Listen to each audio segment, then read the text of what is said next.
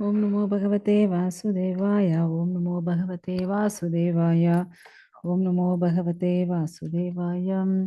नारायणो नमस्कृत्यं नरं चैव नरोत्तमं देवीं सरस्वतीं व्यासं ततो जयमुदीर्नष्टप्रायुषो भद्रेषु नित्यं भागवत सेवया भगवती उत्तमश्लोक्यं भक्तिर्भवति श्रीमुखं करोति वाचालं पङ्गुं लङ्घायते गिरिं यत्कृपातमहं वन्दे श्रीगुरुदीनतारिणं परमानन्दमातुं श्रीचैतन्येश्वरम् ओम अज्ञानतिमिरन्तस्य ज्ञानागणशलाकया चक्षुर्मिलितं तस्मै श्रीगुरुवे नमः।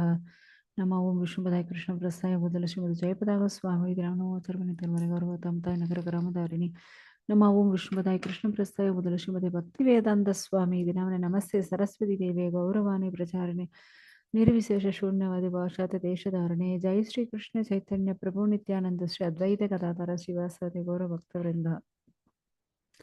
हरे कृष्ण कृष्ण कृष्ण हरे हरे हरे राम राम राम हरे हरे हरे कृष्ण எல்லாருக்கும் நமஸ்காரம். ஸ்ரீமத் பாகவம் 9வது ஸ்கந்தம் 15வது அத்தியாயம். ஸோ 15வது அத்தியாயம் என்ன அப்படின்னா, பகவானின் அவதாரமான மகாவீரர் பரசுராமர். ஸோ பரசுராமர் ஏன் அவதாரம் எடுத்தார், ஸோ யாருக்கு மகனா பிறந்தார், அவர் என்னென்ன செஞ்சார் அப்படின்னுட்டு எல்லாத்தையும் பார்க்கலாம். ஸோ நமக்கு இந்த அத்தியாயத்தில் 41 ஸ்லோகங்கள் இருக்கு. ஸோ எவ்வளவு முடியுதோ அத்தனை ஸ்லோகங்கள் இன்னைக்கு பார்க்கலாம். ஸோ நம்ம வந்து போன கிளாஸில் என்ன பார்த்தோம் அப்படின்னா, புரூரவஸ். ஸோ புரூரவஸ் வந்து ஊர்வசி மேலே அவ்வளவு ஒரு ஆசையோடு இருந்தார். கடைசியில் அவர் வந்து கந்தர்வ லோகத்துக்கே போனார் அப்படின்ட்டு நம்ம வந்து லாஸ்ட் கிளாஸில் பார்த்தோம். ஸோ புரூரவஸ் இப்படி ஊர்வசியோட சேர்ந்து அவருக்கு வந்து 6 மகன்கள் பிறந்தாங்க. யார் அப்படின்னா, ஆயு, ஸ்ருதாயு, சத்யாயு, ரயன், விஜயன், ஜெயன் அப்படின்ற 6 மகன்கள். இதில் வந்து ஆயு இவரை பற்றி நாம் வந்து 17வது, ஏன்னா இப்போ நாம் இருக்கிறது 15வது அத்தியாயம் இல்லையா? ஸோ 17வது அத்தியாயத்தில் பார்க்கலாம். மற்றவர்களை பற்றி நம்ம இந்த அத்தியாயத்தில் பார்க்கலாம். அதே போல் இங்கே வந்து நெக்ஸ்ட் அடுத்த மகன் யாரு? ஸ்ருதாயு. ஸ்ருதாயு மகன் வந்து ஸ்ருதஞ்சயன். அடுத்தது ரயனுடைய மகன் ஏகன். அடுத்தது ஜெயனோட மகன் வந்து அமிதன். ஸோ அந்த விஜயன் அவருடைய மகன் யாரு அப்படின்னா பீமன். பீமனுடைய மகன் வந்து காஞ்சனன். ஏன்னா இங்க 6 மகன்கள்ல 5 மகன்கள் அவங்களுடைய வம்சம் நம்ம பார்த்தாச்சு. ஸோ இந்த ஆயுவை பற்றி மட்டும் நம்ம வந்து 17வது அத்தியாயத்தில் பார்க்க போகிறோம். அதே போல் இங்கே இந்த விஜயன் அவங்களுடைய வம்சத்தில் யார் பிறந்திருக்காங்க அப்படின்ட்டு அதை பற்றி பார்க்க போகிறோம். ஸோ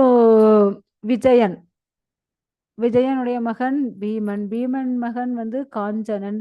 காஞ்சனன் மகன் தான் யாரு அப்படின்னா ஹோத்ரகன். அந்த ஹோத்ரகன் மகன் தான் யாரு அப்படின்னா ஜஹ்னு. ஸோ இந்த ஜஹ்னு ரிஷி இவர் வந்து தபஸ் பண்ணிட்டு தன்னுடைய குடில்ல இருக்கும்போது அப்பதான் வந்து பகீரதன் வந்து கங்கைய ஆகாசத்துலேருந்து எடுத்துட்டு வந்திருப்பாரு. ஸோ இவர் வந்து முன்னாடி ரதத்துல வேகமா போயிட்டு இருப்பார், பின்னாடி கங்கை வேகமா ஓடி வந்துட்டு இருப்பாங்க. ஸோ அந்த வழியில இந்த ஜஹ்னு மகரிஷியோடைய குடியில் இருந்திருக்கும். அந்தமா வந்த வேகத்துல கங்கா என்ன பண்ணிடுவாங்க, இந்த ஜஹ்னு மகரிஷியோடைய ஆசிரமத்தை அடிச்சுட்டு போயிடுவாங்க. உடனே வந்துச்சு கோபம், எப்படி என்னுடைய ஆசிரமத்தை என்னெல்லாம் அடிச்சுட்டு போகலாம் அப்படின்னுட்டு கங்கையை தூக்கி லபக்குன்னு குடிச்சிடுவார். இப்போ மொத்த கங்கையும் யாருடைய வயிற்றுல இருக்கு? ஜஹ்னு மகர்ஷியோடைய வயிற்றுல இருக்கு. பகீரதன் முன்னாடி தேர்ல போயிட்டு இருக்காரு. திரும்பி பார்க்குறாரு, என்னடா இது கங்கா பின்னாடி வந்து சாலை காணுமே அப்படின்னுட்டு திரும்ப வாபஸ் வந்து பார்த்தா இங்க ஜஹ்னு மகரிஷியோட வயிற்றுல இருக்காங்க. ஸோ அவர்கிட்ட பிரார்த்தனை பண்ணி, சுவாமி என்னுடைய முன்னோர்கள் அவங்க எல்லாருக்கும் மோட்சம் கிடைக்கணும் அப்படின்னுட்டு தான் நாங்கள் வந்து அவ்வளோ தவம் பண்ணி இந்த கங்கையை அழைச்சிட்டு வந்தோம். இப்படி தயவு செஞ்சு நீங்கள் எல்லாத்தையும் வயிற்றுல எடுத்து வச்சுட்டீங்க, தயவு செஞ்சு விடுங்கோ அப்படின்னு அவர் வந்து ரொம்ப ரெக்வஸ்ட் பண்ணவே அப்போதான் அவர் வந்து கங்கையை வெளியே விடுறார். அதனால தான் கங்கைக்கு ஜானவின்ற பெயரும் வந்தது. யாரால? இந்த ஜஹ்னு மகரிஷியோட. ஸோ இந்த ஜஹ்னு மகரிஷியோடைய மகன் யாரு அப்படின்னா புரு. புருவுடைய மகன் யாரு அப்படின்னா பாலகன். பாலகனுடைய மகன் யாரு அப்படின்னா அஜகன். அஜகனுடைய மகன் யாரு அப்படின்னா குசன். குசனுக்கு 4 மகன்கள் இருக்காங்க. யார் யாரு அப்படின்னா குசாம்பு, தனயன், வசு, குசநாபன் அப்படின்ற 4 மகன்கள். அந்த 3 பேரை பத்தி நமக்கு இந்த பாகவத்துல கொடுக்கப்படல. இந்த குசநாபன் இருக்காரு இல்லையா? ஸோ அவருடைய மகனை பற்றி நமக்கு கொடுக்கப்பட்டிருக்கு. இந்த குசநாபனுடைய மகன் தான் யாரு அப்படின்னா காதி. ஓகேங்களா? ஸோ இந்த காதிக்கு திருமணம் நடந்து ஒரே ஒரு பெண் தான் இருக்காங்க. அவங்க பெயர் சத்தியவதி. ஸோ சத்தியவதி அப்படி ஒரு பேரழகு வாய்ந்தவள், நல்ல குணம் படைத்தவளாக இருக்காங்க.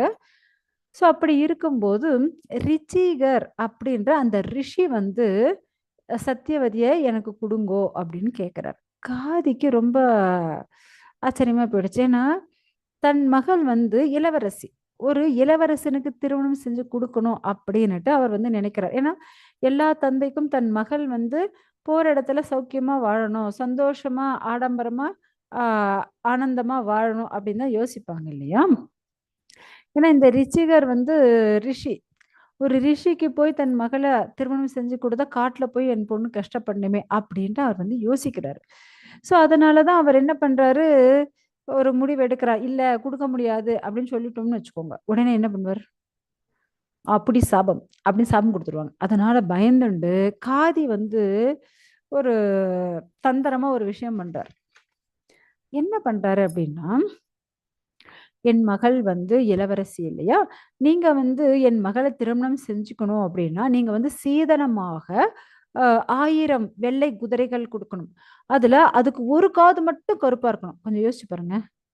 இல்ல ஃபுல்லா கருப்பா இருக்கும், ஓகே. இல்ல ஃபுல்லா வெள்ளையா இருக்கும் குதிரைகள், இல்லைன்னா மிக்ஸ் ஆகி இருக்கலாம். ஆனா இவர் கேட்டது எப்படி, ஃபுல்லா வெள்ளையா இருக்கணும், ஆனா ஒரே ஒரு காது மட்டும் கருப்பா இருக்கணும். 2 காதும் மட்டும் இல்ல, ஒரு காது மட்டும் கருப்பா இருக்கணும். இப்படி 1000 குதிரைகளை எடுத்துட்டு வந்தால் என் மகளை திருமணம் செய்து கொடுக்கிறேன் அப்படின்னுட்டு காதி சொல்லியாச்சு. உடனே ரிச்சிகர் போறார். ஏன்னா இந்த ரிச்சிகரும் சாமானியப்பட்டவர் கிடையாது. பிருகு ரிஷி இருக்காரு இல்லையா, அவருடைய வம்சத்தவர். பிருகு, அவருடைய மகன் ஷவன ரிஷி, அவருடைய மகன் அப்ளவனா, அவருடைய மகன் ஔரவா, அவருடைய மகன் தான் ரிச்சிகர். ஓகேங்களா? ஸோ நம்ம இப்ப இந்த ரிச்சிகருடைய பரம்பரையும் பார்த்தாச்சு, இந்த காதி சத்தியவதியோட பரம்பரையும் பார்த்துட்டு இருக்கோம். ஓகேங்களா?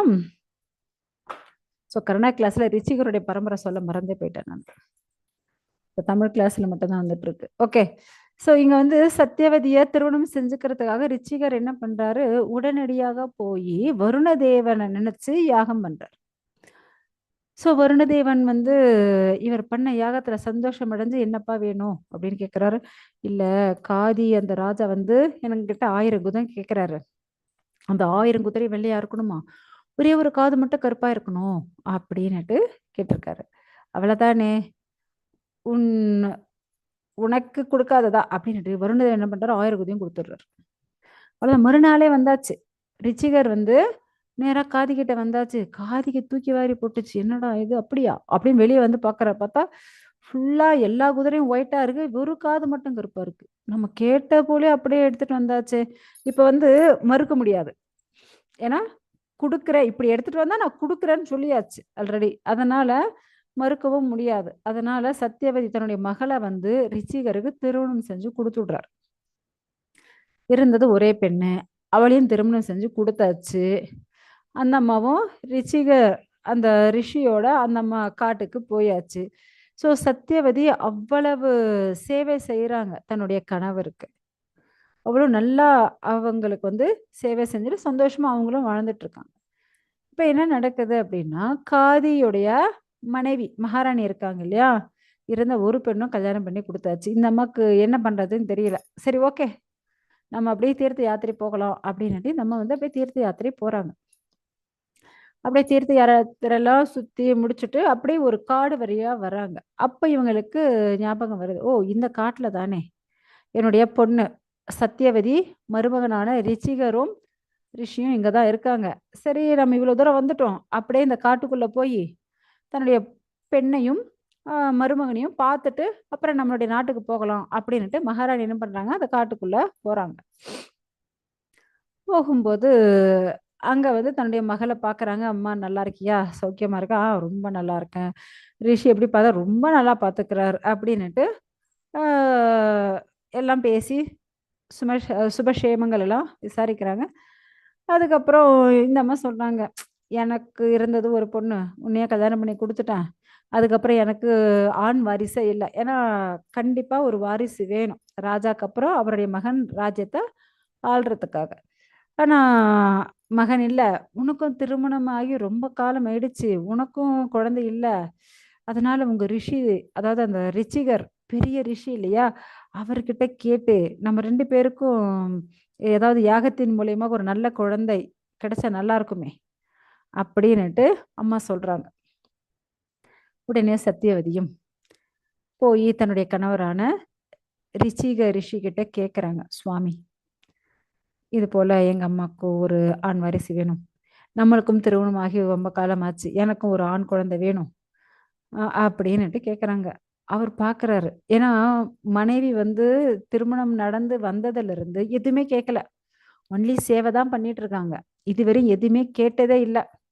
முதல் முறையா கேக்குறாங்க, ஆசையா முதல் முறையா கேட்கும்போது மறுக்க முடியல. சரி ஓகே அப்படின்னுட்டு இவர் என்ன பண்ணாரு, இவர்த்த பெரிய ரிஷி இல்லையா, இவர் என்ன பண்றாரு, பிராமண மந்திரம் அதை சொல்லி இவருக்கு ஒரு தன்னுடைய மனைவிக்காக பிராமண மந்திரம் சொல்லி அதற்கான நிவேதனம் எல்லாம் சமர்ப்பிச்சு அதற்கான ஒரு பாயசம் ரெடி பண்றாரு. அதே போல காதி அவங்க மனைவி எல்லாம் சத்திரியர்கள், ராஜாக்கள் இல்லையா, மாமியாருக்காக இவர் வந்து அந்த சத்திரிய மந்திரம் சொல்லி அந்த தேஜஸோட அவங்களுக்கு ஒரு மகன் பிறக்கணும் அப்படின்ட்டு அப்படி ஒரு பாயசம் ரெடி பண்றாரு. இப்படி 2 பாயசத்தையும் அந்த யாகத்திலிருந்து எடுத்து அவர் வந்து கொடுக்குறாரு, தன்னுடைய மனைவி சத்தியவதி கிட்ட கொடுக்குறாரு. அம்மா இதை வந்து நீ குடிக்கணும், இதை வந்து உங்க அம்மாவுக்கு கொடுத்துடணும், ஓகேவா அப்படின்னு சொல்லிட்டு அவர் வந்து ஏன்னா மனைவியோட ஆசையை நிறைவேற்றணும் அப்படின்னு அந்த சந்தோஷத்துல அவர் என்ன பண்றாரு, சரி ஓகே நான் கிளம்புறேன் அப்படின்ட்டு கிளம்பி அவர் வந்து குளிக்கிறதுக்கு திரும்பவும் போயிடுறாரு. ஏன்னா அவங்க வந்து 3 வேளையும் குளிப்பாங்க இல்லையா. ஸோ அந்த யாக யக்ஞம் எல்லாம் முடிஞ்சு திரும்பவும் அவர் வந்து குளிக்கிறதுக்கு அப்படியே நதிக்கு போயிடுறாரு. இப்ப என்ன நடக்குது அப்படின்னா, ரிச்சிகருடைய மனைவி சத்தியவதிக்கு தெரியும் இதுதான் கணவர் தனக்கு கொடுத்தது. ஆனா அவங்க அம்மா என்ன நினைக்கிறாங்க, என்னதான் இருந்தாலும் இந்த ரிச்சிகரு தன் மனைவிக்காக கொஞ்சம் ஸ்பெஷலா ஏதாவது பண்ணிருப்பாரு, நான் மாமியார் தானே, எனக்கு ஒன்றும் அவ்வளோ எல்லாம் பண்ணிருக்க மாட்டாரு அப்படின்னு தப்பா நினைச்சுட்டாங்க. அவங்களா கற்பனை பண்ணிருந்தாங்க, தப்பா நினைச்சுண்டு என்ன பண்றாங்க, சத்தியவதி கிட்ட கேக்குறாங்க. சத்தியவதி சொல்றாங்க, இது எனக்காக, இது உங்களுக்காக என் கணவர் கொடுத்தது. இல்ல இல்ல, உனக்காக உன் கணவர் என்ன கொடுத்துருக்காரோ அதை எனக்கு கொடுத்துரு, எனக்காக என்ன கொடுத்தோ அதை நீ எடுத்துக்கோ அப்படின்ட்டு பை ஃபோர்ஸ் இந்த அம்மா வந்து தொந்தரவு பண்றாங்க. சரி நம்ம அம்மா தானே, ஏன்னா இப்ப வீட்டுக்கு அதிதிகள் வந்துட்டாங்கன்னு வச்சுக்கோ, அவங்க எதை கேட்டாலும் கொடுத்துதான் ஆகணும் இல்லையா. ஸோ அது போல அதுவும் அம்மா அம்மா பாசம் சத்தியவதிக்கு கண்ணை மறைச்சிடுச்சு. உடனே தன் அம்மா கேட்ட போல தனக்காக தன் கணவர் எந்த பாயசத்தை கொடுத்தாரோ அதை தன் அம்மாவுக்கு கொடுத்தாச்சு. தன் அம்மாவுக்காக கொடுத்த பாயசத்தை இந்த சத்தியவதி குடிச்சு விடுறாங்க. இப்பதான் இவர் 2 பேரும் குடிச்சு முடிச்சாச்சு. இப்பதான் ரிச்சிகர் வந்து குளிச்சு முடிச்சுட்டு திரும்ப வீட்டுக்கு வந்துன்னு இருக்காரு.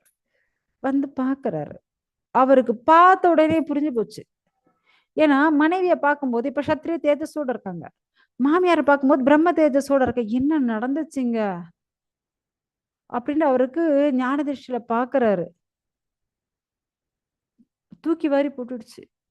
ஏமா ஏன் இப்படி பண்ணீங்க மனைவி கிட்ட கேக்குறாரு. ஏன்னா அவங்க சத்திரியர்கள், அவங்களுக்காக ஒரு நல்ல சத்திரிய தேஜஸோட நல்ல அரசன், அதாவது யார் தவறு செஞ்சாலும் அவங்களால தட்டி கேட்டு தர்மத்தோட நடக்கக்கூடிய சத்திரிய தேஜஸோட நல்ல அரசன் பிறக்கணும் அப்படின்னு நான் சத்திரிய தேஜஸ் அவங்களுக்கு பாயசம் செஞ்சிருந்தேன். நமக்காக பிரம்ம தேஜஸோட, ஏன்னா பிராமண குழந்தை ரிஷி குழந்தை எப்படி இருக்கும், பிரம்ம தேஜஸோட இருக்கணும். அதுக்காக நமக்கு பிரம்ம தேஜஸோட பாயசம் பண்ணியிருந்தேன், நீ எதுக்கு உன்னுடையது உங்க அம்மாவுக்கு கொடுத்துருக்க, உங்க அம்மாவோடது நீ ஏன் குடிச்ச அப்படின்னு கேக்குறாங்க. சத்தியாவதி தூக்கி வாரி போட்டுச்சு. அச்சச்சோ! என்னடா இது இப்படி பண்ணிட்டோமே! இல்லங்க, அம்மா தான் கேட்டாங்க. இப்படி அதனால மாத்தி குடிச்சுட்டோம் அப்படின்னுட்டு. இப்ப சத்திரிய தேஜஸோட நம்ம காட்டுல வச்சுட்டு என்ன பண்றது? அது நியாயம், நீதி, தர்மம், அரசாட்சி பண்ணக்கூடிய சத்திரிய தேஜஸ் அது. இந்த அம்மா அழ ஆரம்பிச்சாச்சு. ஐயோ! இல்லங்க, என்ன மன்னிச்சிடுங்க. தயவு செஞ்சு எனக்கு அந்த சத்திரிய தேஜஸோட மகன் வேண்டாம். அவன எப்படியாவது மாத்துங்க அப்படின்றாங்க. உடனே ரிச்சிகர் பார்க்கறாரு. அதாவது ஆக மொத்தம் சாப்பிட்டது தான். வேணும்னா உனக்கு மகனாக பிறக்கக்கூடிய அந்த சத்திரிய தேஜஸ உன்னுடைய பேரனாக ஆக மொத்தம் உன் வம்சத்துல தான் பிறக்கும். உன்னுடைய பேரனாக உன்ன மாத்த முடியும். வேற ஒண்ணும் பண்ண முடியாது. அப்படின்னாச்சு. ஓகே. அட்லீஸ்ட் எனக்கு மகனாக அந்த சத்திரிய தேஜஸ் பிறக்க வேண்டாம். என்னுடைய பேரனாவது பிறந்துன்னு போகட்டும் அப்படின்னியாச்சு. ஸோ, அதனால இந்த அம்மாக்கு ரிச்சிக ரிஷிக்கும், சத்தியவதிக்கும் பிறந்தவங்க தான் யாரு அப்படின்னா ஜமதக்னி ரிஷி. ஓகேங்களா? ஸோ, அதே போல சத்தியவதியுடைய சகோதரன் பிறந்தது யாரு அப்படின்னா விஸ்வாமித்திரர். ஏன்னா தன்னுடைய அம்மாக்கு காதிக்கும் அம்மாவுக்கும் பிறந்தது யாரு? விஸ்வாமித்திரர். ஓகேங்களா? அவர் பிரம்ம தேஜஸோட அவர் பிறந்தாச்சு அங்க. ஓகே. ஸோ இப்படிதான் வந்து இவங்களுக்கு ஜமதக்னியும் அவங்களுடைய அம்மாவுக்கு அதாவது இவருக்கு சத்தியவதிக்கு சகோதரனாக விஸ்வாமித்திரர் பிறந்துட்டாங்க. ஏன்னா ரிச்சிகருக்கு கொஞ்சம் கோவமே வந்துடுச்சு. சத்தியவதி இப்படி பண்ணிட்டாளே அப்படின்னுட்டு. ஆனாலும் நாம என்ன நினைச்சாலும் தெய்வம் என்ன நினைக்குதோ அதுதான் நடக்கும் இல்லையா? ஸோ அதனால அவரும் வந்து கொஞ்சம் சாந்தம் அடைஞ்சிட்டாரு.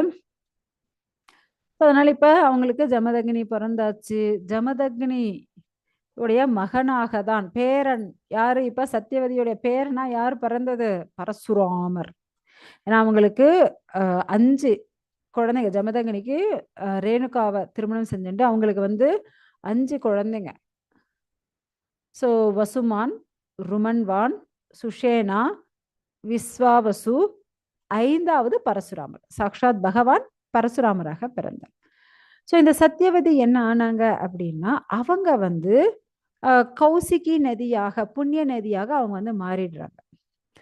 ஸோ அதுக்கப்புறம் ஜமதக்னி ரேணுகாவை திருமணம் செஞ்சுண்டு அவங்களுக்கு வந்து இப்படி 5 குழந்தைகள் பிறக்குது. கடைசியா பரசுராமர் பிறக்கிறார். இதெல்லாம் நடக்குது. ஸோ இந்த பரசுராமர் சாக்ஷாத் பகவானுடைய அவதாரம். ஓகேங்களா? ஸோ அதே போல அந்த இடத்த ஆட்சி பண்ணிட்டு இருந்தது யாரு அப்படின்னா கார்த்தவீர்யார்ஜுனன் அப்படின்னுட்டு. இந்த கார்த்தவீர்யார்ஜுனன் யாருடைய பக்தன் அப்படின்னு நீங்க பாத்தீங்க அப்படின்னா அவர் வந்து தத்தாத்திரேயருடைய பக்தன். ஏன்னா ராஜாக்கள் எல்லாரும் வந்து ரொம்ப நல்லவர்களாக இருப்பாங்களா அப்படின்னு நீங்க பாத்தீங்கன்னா கண்டிப்பா கிடையாது. எல்லாரும் வந்து ரொம்ப தலை சிறந்தவர்களாக நல்லவர்களாக இருப்பாங்களா அப்படின்னா இல்ல. கண்டிப்பா சில பேர் வந்து துர்புத்தி உடையவர்களாகவும் கெட்டவர்களாகவும் சில ராஜாக்கள் வந்து ரஜோ மற்றும் தமோ குணத்தில் வந்து அதிகமாக கொண்டவர்களாகவும் இருந்து பிராமணர்களை இம்சை கொடுக்கறது, மற்றவங்களுக்கு கஷ்டம் கொடுக்கறது, மற்ற நாட்டு மக்களை இம்சப்படுத்துறது. ஸோ இப்படியாப்பட்ட செயல்கள் எல்லாம் செஞ்சுட்டு இருந்தாங்க. ஸோ ஏன்னா சத்திரியர்கள் ஒரு ராஜாவாக இருக்கும்போது அவங்க வந்து தன்னுடைய நாட்டு மக்களை சொந்த குழந்தைகளை போல பார்க்கணும் இல்லையா? ஆனா சில பேர் அப்படி பார்க்கறது இல்ல. மற்ற நாட்டு மக்களே ஆகட்டும், மற்ற நாடுகளே ஆகட்டும், எல்லாரையும் இம்சப்படுத்துற மாதிரியும் சில பேர் இருந்தாங்க. ஸோ இங்க வந்து பரீட்சித் மகாராஜ் வந்து கேட்கிறாரு. என்ன கேட்கிறாரு அப்படின்னா, சாக்ஷாத் பகவானுடைய அவதாரமான பரசுராமர் அவர் எதற்காக இப்படி சத்திரியர்கள் எல்லாம் அழிச்சார்? ஏன்னா பகவான் தானே அவரு. அவர் சத்திரிய குலத்தையே அழிக்கிறதுக்கான காரணம் என்ன அப்படின்ட்டு கேட்கிறாரு. இப்பதான் வந்து சுகதேவர் வந்து சொல்றாரு. அதாவது சத்திரியர்களில் சிறந்தவனான ஹேஹேயர்கள் அவன் அந்த ஹேஹேயர்களுடைய ராஜா தான் கார்த்தவீர்யார்ஜுனன். இவர் வந்து கார்த்தவீர்யார்ஜுனன் வந்து சாக்ஷாத் பகவான் ஸ்ரீ நாராயணுடைய அம்சமாக இருக்கக்கூடிய தத்தாத்திரேயரை வழிபட்டு, ஏன்னா தத்தாத்திரேயரோட பரம பக்தர் அவர். ஸோ அப்படி தத்தாத்திரேயரை வழிபட்டு அவருக்கு வந்து 1000 கைகள் கிடைச்சது. ஸோ அப்படி ஒரு சிறந்த ராஜா யாரு? கார்த்தவீரியார்ஜுனன். ஸோ இதுக்கு முன்னாடி நம்ம வந்து ஒரு சின்ன விஷயத்தையும் பார்த்துடலாம். ஸோ ஒரு முறை என்ன ஆச்சு அப்படின்னா, ஏன்னா ஜமதக்னியும் கொஞ்சம் கோவக்காரர் தான். அதை விட கோவக்காரர் பரசுராமர்.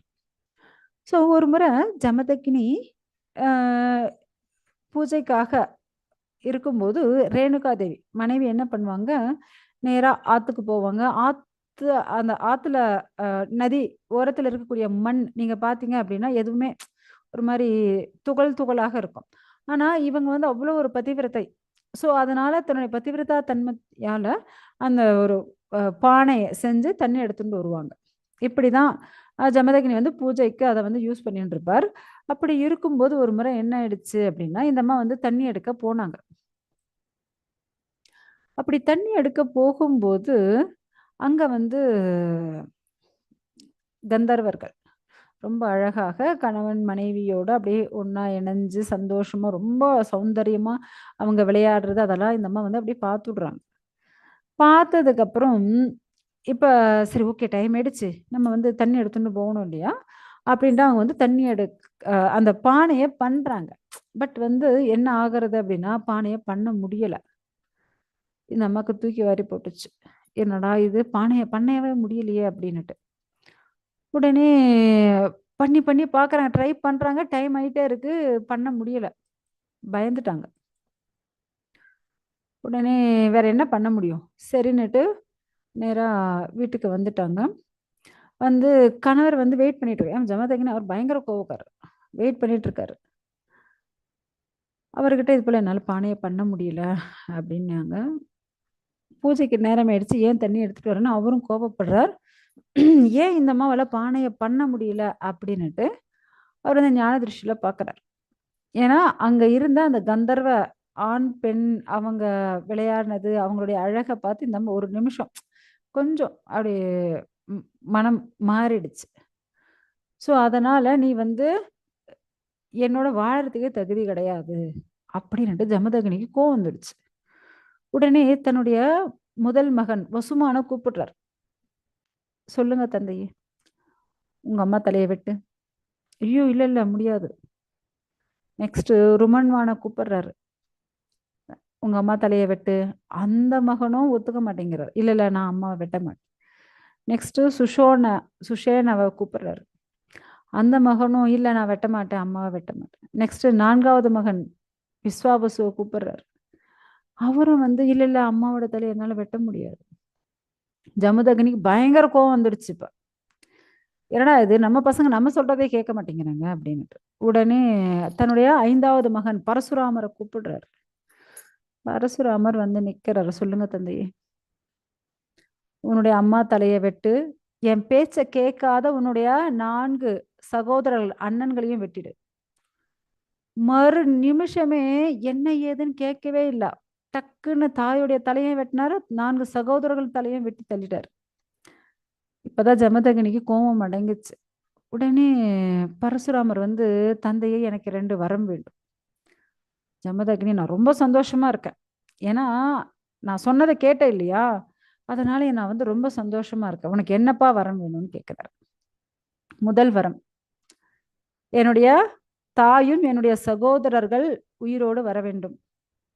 ததாஸ்து. 2வது வரம், உங்களுக்கு இனிமே கோபமே வரக்கூடாது அப்படின்னு 2 வரத்தையும் கேட்டு விடுறாரு. ஜமதக்னியும் அதுக்கும் ததாசுன்னு சொல்லியாச்சு. உடனே ரேணுகாதேவி தன்னுடைய 4 சகோதரர்கள் எல்லாரும் உயிரோட வந்தாச்சு. அப்ப பரசுராமர் வந்து சொல்றாரு, தந்தையே நான் வந்து தாயையும் சகோதரர்களையும் வெட்டின பாவத்துக்கு உள்ளாயிட்டேன். அதனால என்னுடைய பாவத்தை கழிக்கிறதுக்காக நான் வந்து தபஸ் பண்ண போறேன் அப்படின்ட்டு அவர் வந்து ஒரு வேற காட்டுக்கு உள்ள போய் எங்கேயோ தபஸ் பண்ண போயாச்சு. இப்ப ரேணுகா தேவியும் ஜமதக்னியும் அவங்களுடைய 4 மகன்களோட இங்க வாழ்ந்துட்டு இருக்காங்க. ஓகேங்களா? நெக்ஸ்ட் இப்ப நம்ம வந்து கார்த்தவீரியார்ஜுனனை பார்க்கலாம்.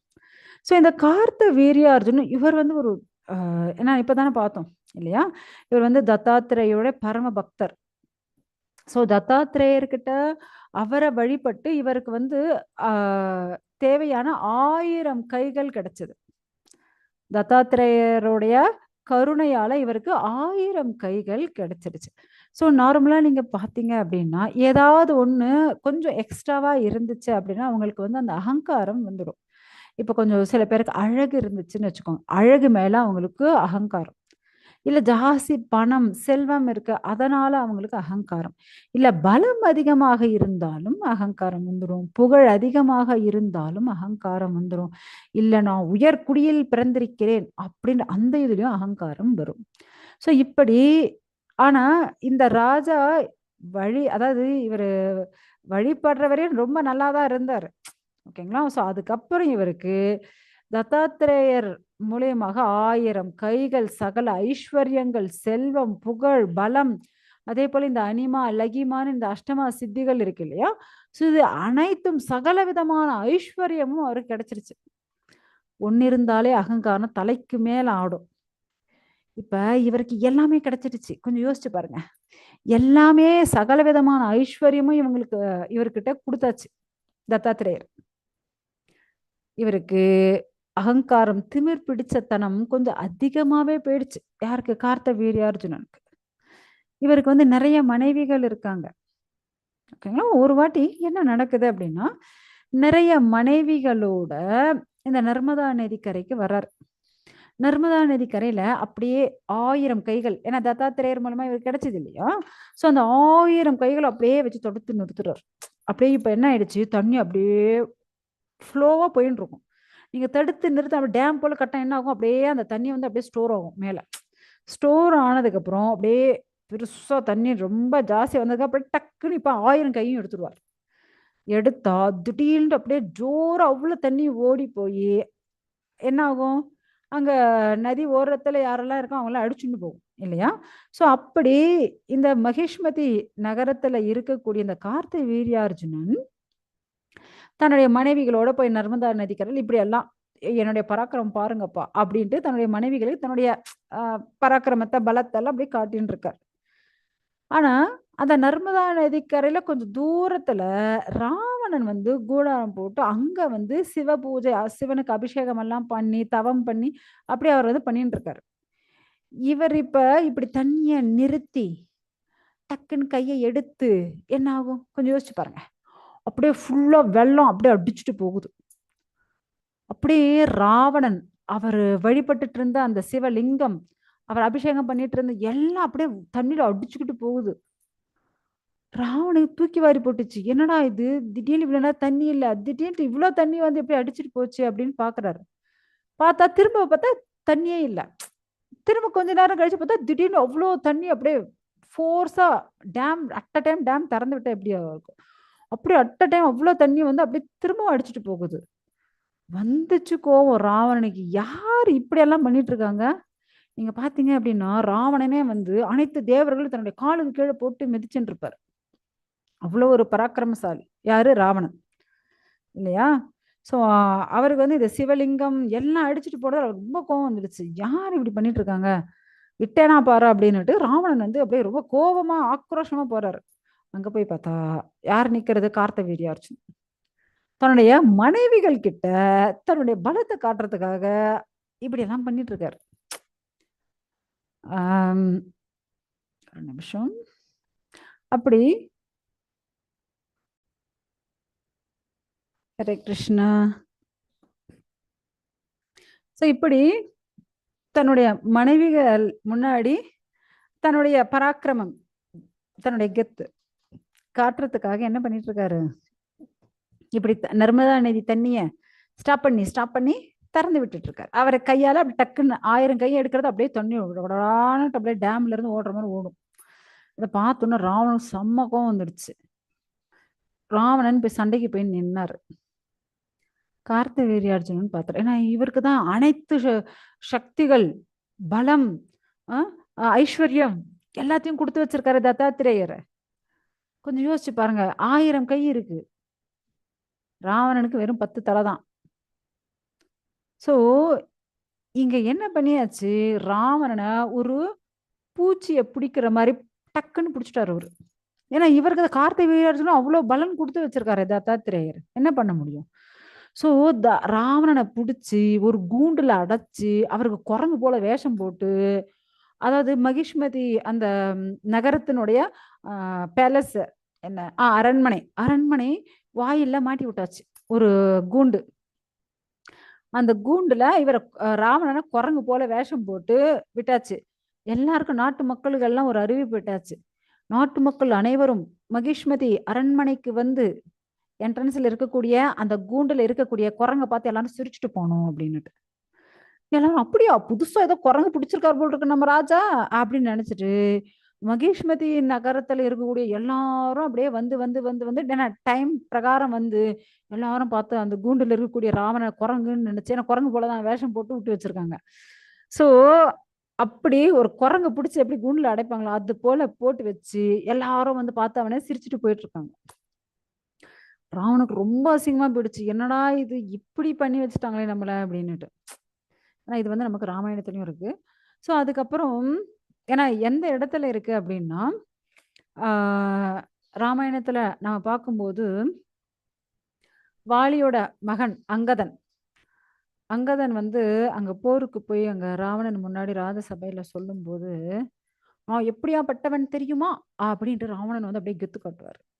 ஸோ அப்ப வாலியோட மகன் அங்கதன் சொல்லுவாரு, எங்க அப்பா சொல்லியிருக்காரு, எனக்கு 2 ராவணனை பத்தி எங்க அப்பா கதை சொல்லியிருக்காரு, அந்த ராவணன் நீயா சொல்லு அப்படின்னுட்டு இந்த கதையை அங்க சொல்லுவாரு.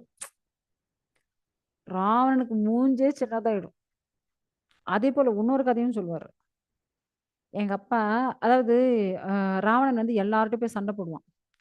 சண்டை போட்டதுக்கு அப்புறம் அவங்க தோத்துடுவாங்களா, தோத்ததுக்கு அப்புறம் என்கிட்ட ஜெயிச்சுட்டேன், அதான் வாலிகிட்ட போய் ஜெய் பார்க்கலாம், ஏதோ வாலிகிட்ட சண்டைக்கு போய் பார்க்கலாம் அப்படின்னுட்டு யாரெல்லாம் தோத்து போறாங்களோ அவங்க எல்லாம் ராவணன் கிட்ட சொல்லுவாங்களாம். ஸோ அதே போல இந்த ராவணன் என்ன அது யாரோட அந்த வாலி, நான் யாருக்கிட்ட எந்த நாட்டுக்கு எந்த அசுரர்கள் எந்த தேவர்கள் யாருக்கிட்ட போய் சண்டைக்கு போனாலும் எல்லாரும் சொல்றது வாலியை தான், ஏதா போய் வாலிகிட்ட போய் சண்டை போட்டு பார்க்கலாம் அப்படின்னு வாங்கலாம். அப்படியாப்பட்ட வாலி யாரு அப்படின்னு தெரிஞ்சுக்கலான்னுட்டு நேரா வாலி இருக்கிற இடத்துக்கு ஆக்சுவலா அந்த டைம் அவர் வந்து சந்தியாவந்தனம் பண்ணிட்டு இருக்காரு. சந்தியாவந்தனம் பண்ணிட்டு இருக்கும்போது நான் தான் ராவணன், என்கிட்ட சண்டைக்கு வா என்கிட்ட சண்டைக்கு வா அப்படின்னு நிக்கிறாரு. வாலி பாக்குறாரு சந்தியாவந்தனம் இம்பார்ட்டண்டா இல்ல இவங்கிட்ட சண்டை போடுறது இம்பார்ட்டன்ட்னு யோசிச்சார். இல்ல எனக்கு சந்தியாவந்தனம் இம்பார்ட்டன்ட், இரு நான் சந்தியாவந்தனம் முடிச்சுட்டு வரேன் அப்படின்னாலும் இல்ல இல்ல சண்டைக்கு வா சண்டைக்கு வான்னு உயிர் எடுத்தாராம் ராவணன். நீ என்ன அவ்வளவு பெரிய ஆளா அப்படின்னுட்டு ஆக்சுவலா சந்தியாவந்தனம் 4 சைடு திரும்பி அப்படியே பண்ணுவாங்க, அர்க்கியம் பண்ணுவாங்க. ஸோ இவர் வாலி என்ன பண்ணாரு, அந்த ராவணனை தூக்கி தன்னுடைய கை இடுக்குல வச்சுண்டு, அதாவது அவர் வந்து 4 டைரக்ஷன்ல இருக்கக்கூடிய 4 கடலுக்கு ஒரு ஜம்ப் பண்ணா இந்த பக்கம் வங்காள விரிகுடா, ஒரு ஜம்ப் பண்ணா இந்த பக்கம் அரபிக்கடல், ஒரு ஜம்ப் பண்ணா இந்த பக்கம் இந்தியன் ஓஷன் அதாவது இந்திய பெருங்கடல், அதே பக்கம் அந்த பக்கம் நார்த் சைடு ஜம்ப் பண்ணா அங்க என்ன கடல் இருக்கும் அங்க போய் ஒரு 4 பக்கமும் இருக்கக்கூட 4 கடலை போய் சந்தியாவந்தனம் பண்ணிட்டு வந்து திரும்பவும் கிஷ்கிந்தால குதிச்சாராம். குதிச்சுட்டு இப்ப கையில இருக்கக்கூடிய ராவணனை இறக்கி விட்டாராம். இப்ப சொல்லு, என்னவோ சண்டை போடணும் நீ சந்தியாவந்தனம் எனக்கு இம்பார்ட்டன்ட், அதனால சந்தியாவந்தனம் முடிச்சுட்டு உங்கள்கிட்ட சண்டை போடுறேன்னு சொன்ன நீ தான் கேட்கல, அதனாலதான் சந்தியாவந்தனம் முடிச்சுட்டு இப்ப வந்து சண்டைக்கு நிக்கிறேன், சொல்லு வா சண்டைக்கு வா. ராவனுக்கு தூக்கி வரி போட்டுச்சு. நம்ம ஆகாச விமானத்துல பறக்குறோம், ஆனா இவன் ஒரு ஜம்ப் அடிச்சாலே ஒரு கடலுக்கே அந்த பக்கம் போயிடுறான். அப்ப எவ்வளோ பெரிய பலசாலி, எவ்வளோ ஸ்ட்ரென்த் இருக்கிறவன் அப்படின்னுட்டு உடனே நாம 2 பேரும் நண்பர்கள் அப்படின்னுட்டு கை குலுக்கிட்டு போயிட்டாங்க. ஸோ இத வந்து அங்கதன் சொல்லுவான், அந்த ராவணன் தானே நீ. அதே போல இந்த இப்ப இந்த கார்த்த வீரார்ஜுனன் ஒரு கூண்டுல குரங்கு போல வச்சு எல்லாரும் சிரிக்க வச்சான், அந்த ராவணனா நீ அப்படின்னு கேட்பாராம். ராவணனுக்கு முதல்ல இந்த குரங்கு அடிச்சு விரட்டுங்க, ஏன்னா இருக்கிற கொஞ்சம் நஞ்ச மானத்தையும் இவனே வாங்கி விட்டுடுவான் போல் இருக்கு. ஏன்னா இந்த விஷயம் வேற யாருக்கு தெரியாது அந்த ராஜசபையில, இவன் வந்து ஆல்ரெடி இந்த 2த்தையும் சொல்லி முடிச்சாச்சு, இதுக்கு மேல இவனை வச்சா இன்னும் என்னென்னத்தையும் எல்லாத்தையும் எடுத்து விட்டுருவானோ அப்படின்னுட்டு முதல்ல இந்த அங்கதான் வெடிச்சு வெளியே தள்ளுங்க அப்படின்னு.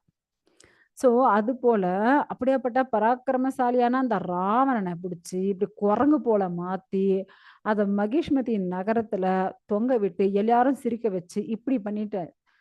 சோ அப்ப வந்து ஒரு ரிஷி வர்றாரு. ரிஷி வந்து கார்த்தவீரார்ஜுன் கிட்ட சொல்றாரு, அப்பா இவன் வந்து ஒரு பிராமணன், சிவபக்தன், இவனை இவ்வளோ அசிங்கம் பண்ணாதீங்க, தயவு செஞ்சு விட்டுடுப்பா அப்படின்னு கேட்டுனதுனால கார்த்த வீரியார்ஜுனன் சரி ஓகே ரிஷி சொல்லியாச்சு, மறுப்பு எதுவும் சொல்ல முடியாது அப்படின்னுட்டு ராவணனை ரிலீஸ் பண்ணி விட்டுடுவாங்க. உடனே ராவணன் தன்னுடைய நாட்டான இலங்கைக்கு ஓடிடுவார். ஓகேங்களா? ஸோ பாருங்க, ராவணனே எல்லாரை விட பலசாலி, எல்லா தேவர்களும் அவனுக்கு பயந்தாங்க. ஆனா அந்த ராவணனையே கைது பண்ணது யாருன்னா கார்த்தவீரியார்ஜுனன். ஓகேங்களா? அப்ப பாருங்க கார்த்தவீரியார்ஜுனன் எவ்வளவு ஒரு பராக்கிரமசாலி அப்படின்னு. ஓகேங்களா? ஸோ ஒரு சமயம் கார்த்தவீரியார்ஜுனன் வந்து வனத்துக்கு வேட்டையாட போறார். ஸோ அப்படி வேட்டையாட போகும்போது அவர் மட்டும் தனியா போக மாட்டார். ஏன்னா ராஜா வேட்டையாட போறாரு அப்படின்னு கூடயே மந்திரிகள், சேனாதிபதிகள், நிறைய போர் வீரர்கள், நிறைய வாகனங்கள் அப்படின்ட்டு நிறைய ஒரு 500 600 பேருக்கு அப்படியே வந்தாச்சு. நல்ல வெயில் காலம் அவங்களுக்கு. அவங்க எடுத்துட்டு வந்த தண்ணி எல்லாம் காலியாகி போயிடுச்சு. ரொம்ப தண்ணி தாகம், என்ன பண்றதுன்னு தெரியல. தேடுறாங்க, பார்த்தா தூரத்துல ஏதோ ஒரு ரிஷியோட ஆசிரமம் தெரியுது. அப்படியே கிட்ட போய் பார்த்தா தெரியுது அது ஜமதக்னி ரிஷியோடைய ஆசிரமம் அப்படின்ட்டு. கார்த்தவீரியார்ஜுனன் வந்து அந்த ஆசிரமத்துக்குள்ள போறாரு. போய் அவர் வந்து கேட்குறாரு, ஏன்னா நிறைய பேர் இருக்கோம், அதனால அட்லீஸ்ட் தண்ணியாவது கொடுங்க, நாங்கள் எல்லாரும் கொஞ்சம் அப்படி தண்ணி குடிச்சிட்டு அப்படியே கிளம்புறோம் அப்படின்னுட்டு. ஜமதகினி ரிஷி வந்து பார்க்குறாரு, ஐயோ பரவாயில்ல, நீங்கள் வந்து பெரிய ராஜா, பரவாயில்ல நீங்கள் வாங்க அப்படின்றாரு. இல்லை இல்லை, நான் மட்டும் இல்லை, நிறைய வீரர்கள், மந்திரிகள், நிறைய சேவகர்கள் எல்லாம் இருக்காங்க, நிறைய வாகனத்தோட அவ்வளோ ஜனங்க இருக்காங்க அப்படின்ற. பரவாயில்ல பரவாயில்ல வாங்க, நாங்கள் வந்து எல்லாருக்கும் உணவு கொடுக்குறோம் அப்படின்னு. கார்த்தவீரியாஜன் கொஞ்சம் தூக்கி வாரி போட்டு, சின்ன இங்க 500 600 பேருக்கு சாப்பாடு கொடுக்குற அளவுக்கு இருக்கா என்ன அப்படின்னு அவர் வந்து ரொம்ப ஆச்சரியப்பட்டார். ஆனாலும் பரவாயில்ல அப்படின்னுட்டு எல்லாரையும் கூப்பிட்டாரு. இவன் ஜமதக்னி ரிஷி என்ன பண்றாரு, எல்லாரையும் உட்கார வச்சு எல்லாருக்கும் தலை வாழை இலை, பெரிய இலைய, ஒவ்வொரு இலைய போட்டு அனைத்து வகையான பக்ஷணங்கள், அனைத்து வகையான உணவு பண்டங்கள் எல்லாத்தையும் வந்து அங்க வந்து டிஸ்ட்ரிபியூட் பண்றாங்க. பார்த்த உடனே ராஜாக்கே ஆச்சரியமாயி போயிடுச்சு. இவ்ளோ ஜனங்களுக்கான உணவுகள் எப்படி தயாரிச்சீங்க? இவ்ளோ குறுகிய அப்படியே நெனச்ச உடனே எப்படி எல்லாமே இவ்ளோ பேருக்கு எப்படி வந்துச்சு? எல்லாரும் சாப்பிடுறாங்க. அவங்களுக்கு ஜஸ்ட் நாக்க நெனைக்கிற அளவுக்கு கொஞ்சோண்டு தண்ணி கிடைச்சா போதும்னு நெனச்சாங்க. இந்த காட்டுல அந்த வெயில்ல திரிஞ்சதுக்கு அவ்ளோ பசி எல்லாருக்கும். ஸோ எல்லாரும் வயிறு ஃபுல்லா சாப்பிட்டு நெறைய வகையான ஜூஸஸ், பானங்கள் எல்லாம் குடிச்சு எல்லாரும் ரொம்ப சந்தோஷம் அடைஞ்சிருச்சு. ஸோ உடனே கார்த்தவீரியார்ஜுனன் கேட்கிறாரு, ரிஷியே எப்படி நீங்க வந்து இவ்வளவு ஜனங்களுக்கு தேவையான உணவுகள் எப்படி தயாரிச்சீங்க? இவ்ளோ குறுகிய நேரத்துல அப்படின்னுட்டு. அப்ப ஜமதக்னி ரிஷி சொல்றாரு, இல்ல என்கிட்ட வந்து கோமாதா, அதாவது காமதேனு இருக்கு. அதனால நாங்க வந்து அத வந்து டக்குன்னு எத ஒண்ணாலும் எங்களால பண்ண முடியும் அப்படின்றார். ஸோ காமதேனு வந்து இவர் வந்து தவம் பண்ணி அதன் மூலியமாக அவருக்கு கிடைச்சது. ஏன்னா அத வச்சுண்டு அவங்க வந்து டெய்லி அக்னிஹோத்திர யாகங்கள், ஸோ இப்படி நிறைய யாக யக்ஞங்கள் பண்றதுக்காக அவங்களுக்கு நெய், ஸோ இதெல்லாம் நிறைய இதெல்லாம் தேவைப்படும். ஸோ அதனால அவங்களுக்கு வந்து அந்த காமதேனு யூஸ் ஆயிட்டு இருந்தது. ஆக்சுவலா நம்ம வந்து பசு பராமரிப்பெல்லாம் செய்யணும். கோமாதாவை ரட்சிக்கணும் இல்லையா? அப்படியாப்பட்ட அந்த அ பசுவ வந்து நம்ம வந்து தெய்வமா பார்க்கக்கூடிய நாடு நம்மளுடையது. அப்படி இருக்கிற பட்சத்துல கார்த்த வீரியார் ஆல்ரெடி அவருக்கு ரொம்ப பலம், ஐஸ்வர்யம், புகழ் எல்லாம் இருக்குன்னு ரொம்ப அகங்காரம் வேற இல்லையா? இப்ப இவருக்கு அகங்காரம் வந்துருச்சு.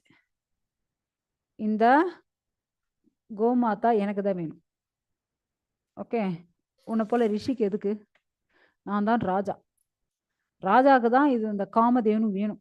அதனால இந்த கோமாதா, இந்த காமதேனு அதனுடைய கண்ணுக்குட்டியோட நான் எடுத்துட்டு போறேன் அப்படிங்கிறாரு. ஏன்னா ஜமதக்னி முதல்ல இருந்தது போல இருந்தாருன்னு வச்சுக்கோங்க, கோபத்திலேயே சபிச்சு விட்டுருவாரு. ஏன்னா இவருக்கு கோபம் வரக்கூடாதுன்ட்டு ஆல்ரெடி யாரு வரம் வாங்கிட்டது? பரசுராமர். அதனால ஜமதக்னிக்கு கோபம் வரக்கூடாதுன்னு அவரும் பொறுமையா இருக்கிறாரு. ஆக்சுவலா அந்த கோமாதா போக மாட்டேங்குது. ஏன்னா அது வந்து ரிஷிக்காக வந்தது இல்லையா? அப்படி இருக்கும்போது அந்த கோமாதாவை பை ஃபோர்ஸ் அடிச்சு இழுத்துட்டு போறாங்க. அதை பார்க்கும்போது அதாவது நம்மெல்லாம் கோ ரக்ஷதாம்பா பண்ணணும், இப்படி பலாத்காரமா இழுத்துட்டு போகக்கூடாது. அப்படின்ட்டு ஜமதக்னி சொல்றாரு. ஆனாலும் அவர் வந்து சொல்ற பேச்சே கேட்க மாட்டேங்கிறார். கார்த்த வீரியார்ஜுனனுக்கு அப்படி ஒரு அகங்காரம். என்ன பண்றது? ஸோ அவங்களுடைய ஆட்கள் சேவகர்கள் கிட்ட சொல்லி பயங்கரமா அடிச்சு, கயற புடிச்சு கட்டி, ரொம்ப பலாத்காரமா அத வந்து மகிஷ்மதிக்கு இழுத்துட்டு போறாங்க. கோமாதா அப்படியே அழுது, அதனுடைய கண்ணுக்குட்டியும் அப்படியே அழுதுகிட்டே போகுது. இல்லையா? ஸோ அப்படி அத வந்து நம்ம சந்தோஷமா தான் பார்த்துக்கணுமே தவிர, இப்படி அத வந்து துன்புறுத்தியோ, துக்கப்படுத்தியோ நம்ம வந்து பண்ணக்கூடாது. ஸோ இந்த விஷயம் பரசுராமருக்கு வந்து தெரிஞ்சு போச்சு. யாரு? ஜமதக்னியுடைய கடைசி மகன் பரசுராமர். இப்படி கார்த்த வீரியார்ஜுனன் தகாத செயல்கள் செஞ்சு, அவமரியாதையுடைய இப்படி அந்த கோமாதாவையும், அதனுடைய கன்னுக்குட்டியும் வந்து அழைச்சுட்டு போயிட்டார் அப்படின்னுட்டு. உடனே பரசுராமருக்கு பயங்கரமா கோவம் வந்துடுச்சு. ஏன்னா, அவர் கையில எப்பவுமே பரசு கோடாரி அந்த ஆயுதம் வச்சுட்டு இருப்பார். உடனே அவர் வந்து அத எடுத்துண்டு நேரா ஏன்னா தன்னுடைய தந்தைய அவமானப்படுத்தினார். ஒரு ரிஷி அவமானப்படுத்தலாமா சொல்லுங்க? ஏன்னா அவங்களத அவங்கவங்க வச்சுண்டு சந்தோஷமா வாழணுமே தவிர, மத்தவங்க கிட்ட இருக்கிற வஸ்துக்கள் மேல நம்ம வந்து ஆசைப்படுறதோ, பொறாமைப்படுறதெல்லாம் இருக்கக்கூடாது. ஸோ பகவான் நமக்கு என்ன குடுத்துருக்கோ, அத வச்சுட்டு நம்ம எப்படி சந்தோஷமா வாழணும்? அப்படின்னு தான் யோசிக்கணும். இல்லையா? ஆனா இந்த கார்த்த வீரிய அர்ஜுனன் பகவான் அவனுக்கு குடுத்த அந்த 1000 கைகள் ஆகட்டும், சகல விதமான ஐஸ்வர்யம் ஆகட்டும், அனைத்தையும் வச்சுட்டு அத வச்சுட்டு சந்தோஷமா இல்லாம, ஸோ ஒரு ரிஷி கிட்ட இருக்கக்கூடிய அந்த பசுவையும், அதனுடைய கன்றையும் ஆ பலாத்காரமாக விருப்பம் இல்லாம அடிச்சு இழுத்துட்டு போறாங்க. ஸோ இந்த செய்திய கேட்டுட்டு பரசுராமருக்கு பயங்கர கோவம் வந்துடுச்சு. அப்படியே ஒரு சிங்கம் யானைய எப்படி துரத்துமோ, அப்படி வந்து பரசுராமர் வந்து அவ்வளோ வேகத்துல ஓடி வராராம். ஒரு சிங்கம் போல ஓடி வராரு கார்த்த வீரியார்ஜுனன தாக்குறதுக்காக. ஸோ இப்படி கார்த்த வீரியார்ஜுனனுக்கும் பரசுராமருக்கும் நடுவுல ஒரு யுத்தம். ஏன்னா, நீங்க இந்த பக்கம் பார்த்தீங்க அப்படின்னா, கார்த்த வீரியார்ஜுனனுக்கு வந்து 17 அக்ஷௌகினி சேனைகள் இருக்கு. ஆனா, இந்த பக்கம் பரசுராமர் சைடு அப்படி எதுவும் கிடையாது. அவர் சிங்கிளா தான் நிக்கிறார். அதாவது சொல்லுவாங்க இல்லையா? இவர் சிங்கிளா இப்படி இருக்காரு. ஆனா, இந்த பக்கம் இவ்ளோ ஜனங்க இருக்காங்க. 17 அக்ஷௌகினிகள். ஏன்னா, ஒரு அக்ஷௌகினி அப்படின்னாலே 21,870 தேர்கள், 21,870 யானைகள், 1,09,350 காலாட்படை வீரர்கள், 65,610 குதிரைகள். ஸோ இதெல்லாம் சேர்ந்தா ஒரு அக்ஷோகினி. இது போல 17 அக்ஷோகினி சேனைகள். கொஞ்சம் யோசிச்சு பாருங்க. எவ்வளவு பெரிய சேனை இல்லையா? அப்படியே அவ்வளோ பெரிய சேனையோட இங்க கார்த்தவீர் அதுவும் 1000 கை மத்த இவ்வளோ பெரிய 17 அக்ஷோகினி சேனையோட நிக்கிறாரு. அதே இந்த பக்கம் மான்தோல் மர உரி கட்டின ஜடாமுடியோட பரசுராமர் சிங்களா நிக்கிறார்.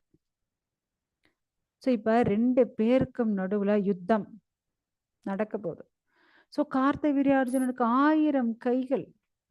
ஸோ 1000 கைகள்லாம் வந்து ஆயுதங்கள் எடுத்துன்றான். யோசிச்சு பாருங்க.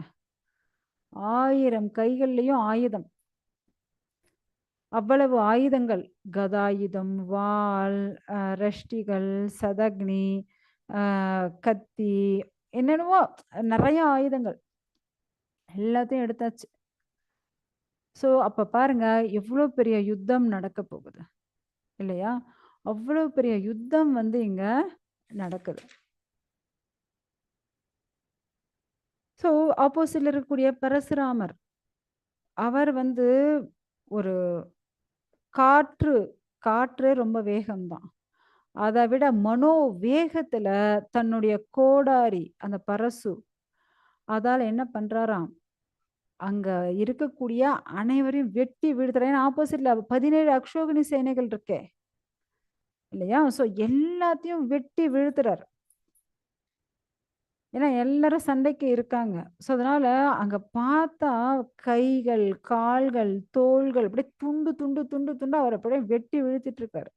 யானைகள், குதிரைகள், அ ரதம், காலாட்படை வீரர் எல்லாரும் அப்படியே ம் இறந்துட்டு இருக்காங்க. அதாவது பகவான் எத நமக்குன்னு குடுத்துருக்காரோ, அத வச்சுட்டு நம்ம சந்தோஷமா வாழணுமே தவிர, மத்தவங்கள பார்த்து நம்ம ஆசைப்பட்டோம், இல்ல அகங்காரம் பட்டோம் அப்படின்னா, சர்வமும் நாசம் தான். ஸோ அவங்க மட்டும் கஷ்டப்பட்டதில்ல. அவங்களுடைய சந்ததியினரும் கஷ்டப்படுவாங்க. மொத்த வம்சமே துக்கத்தில் ஆழும். ஸோ அதுக்கு முழு உதாரணம் யாரு அப்படின்னா கார்த்தவீரிய அர்ஜுனன். ஸோ இப்படி ஒரு பயங்கரமான யுத்தம் அங்க நடந்துட்டு இருக்கு. ஓகேங்களா? ஓகே. நம்ம இதனுடைய தொடர்ச்சிய நம்ம நாளைக்கு பார்க்கலாம். ஹரே கிருஷ்ணா. ஏதாவது சந்தேகம் இருந்தால் கேட்கலாம்.